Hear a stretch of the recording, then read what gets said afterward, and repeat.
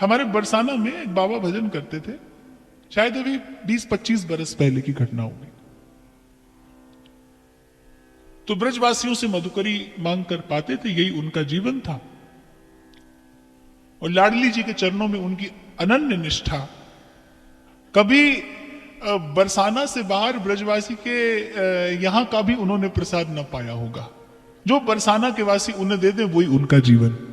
बरसाना के ब्रजवासी उनको ओढ़ा भी देते थे, पहना भी देते थे, खिला भी देते थे। एक दिन बाबा के मन में इच्छा हुई कि मैं श्री जी को एक पोशाक, सुंदर सी पोशाक निवेदन करूं। प्रेम का यह स्वभाव ही है कि जैसे ही प्रेम स्पर्श करता है, आपका मन होता है कि आप कुछ दे दें। आपके जीवन में भक्ति आई कि नहीं आई, इसकी कसौटी आप ही बनना। आप अपना निरीक्षण आप करना और देखना, प्रेम स्पर्श किया है यदि आपको, तो आपके मन में पहला भाव आएगा कि कुछ दे दिया जाए। क्या न्यौछावर करूं, क्या क्या निवेदन करूं। ब्रजवासियों की टूक पाते पाते श्री प्रिया जी का प्रेम प्रगाढ़ हुआ बाबा के हृदय में। एक दिन बाबा के मन में आया कि भाई श्री जी को एक सुंदर सी पोशाक निवेदन करूं। बाबा के पास तो कोई धन संपत्ति थी नहीं, बाबा तो रुपया अपने पास रखते ही नहीं थे। 50 पैसा, 1 रुपया, 2 रुपया, 5 रुपया एकत्रित करके शायद 2-3 महीना में कुछ इतनी राशि एकत्रित हो पाई कि बाबा श्री जी के लिए एक साधारण सी पोशाक बनवा सके। ये मेरी दृष्टिता है कि मैं साधारण कह रहा हूं। एक पोशाक बाबा ने बनवाई। बाबा के मन में आज हर्ष समा नहीं रहा कि कल सुबह मैं जाकर और श्री गोसाई जी को ये पोशाक निवेदन करूंगा और बड़ी शीघ्र श्री प्रिया जी इसे धारण करेंगी और मुझे दर्शन देंगी। सुबह सुबह का समय, मंगला आरती अभी होके चुकी थी। बाबा पोशाक लिए सीढ़ियों से चढ़े जा रहे हैं। और आप में से यदि आप लोग बरसाना गए हो, आपने महल में दर्शन किया हो, तो कुछ ब्रजवासी बालिकाएं वहां अभी भी डोलती रहती हैं।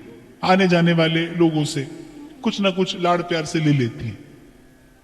तो ऐसे कुछ ब्रजवासी बालिकाएं वहां खेल रही थी। एक बालिका दौड़ी दौड़ी आई और बाबा के हाथ में वो पोशाक थी। उस ब्रजवासी बालिका ने वो पोशाक की पोटली छीन ली। बोली, बाबा कहां लिए जा रहे हो?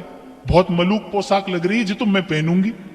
और इससे पहले बाबा कुछ कह पाते, वो ब्रजवासी बालिका पोशाक लेकर चली गई। अब बाबा ब्रजवासियों से प्राणों के समान प्रेम करते थे, लेकिन आज बाबा के मन को थोड़ी उदासी हुई कि 3 महीने के परिश्रम से ये पोशाक मैंने बनाई और बाबा के मन में भांति भांति के द्वंद्व चलने लगे। अवश्य मेरे भाव में कोई त्रुटि रह गई होगी, जो मेरी वस्तु श्री जी के चरणों तक पहुंच ही नहीं पाई। अवश्य मेरे भाव में मुझसे कोई भावनात्मक अपराध हुआ होगा, जो किशोरी जी ने मेरी भेंट भी स्वीकार नहीं की। कितना परिश्रम किया था बाबा ने, 50 पैसा, 2 रुपया जोड़ा, 5 रुपया जोड़ा, तब जाकर वो एक पोशाक बनवा पाए। वो 3 महीने की वो लगी लगन थी और आज एक क्षण में ये बालिका मुझसे लेकर चली गई। खैर, किसी प्रकार बाबा ऊपर मंदिर में पहुंचे। श्रृंगार आरती होने वाली थी, पीछे पीछे बाबा खड़े थे। लेकिन आज बाबा का मन बड़ा बोझिल था और टकोरा लगा। और जैसे ही पुजारी ने द्वार खोला, श्री जी पोशाक धारण किए खड़ी हैं। बाबा के नेत्र अश्रुओं से भर गए। कहते हैं बाबा दर्शन नहीं कर पाए उस दिन।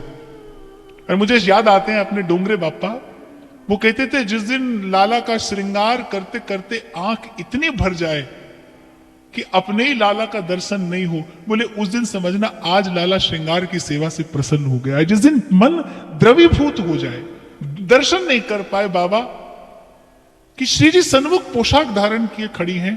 जब आरती हो गई, दर्शनार्थी चले गए, श्री जी की चौखट पर माथा रखकर बाबा कहते हैं, धन्य लाडली,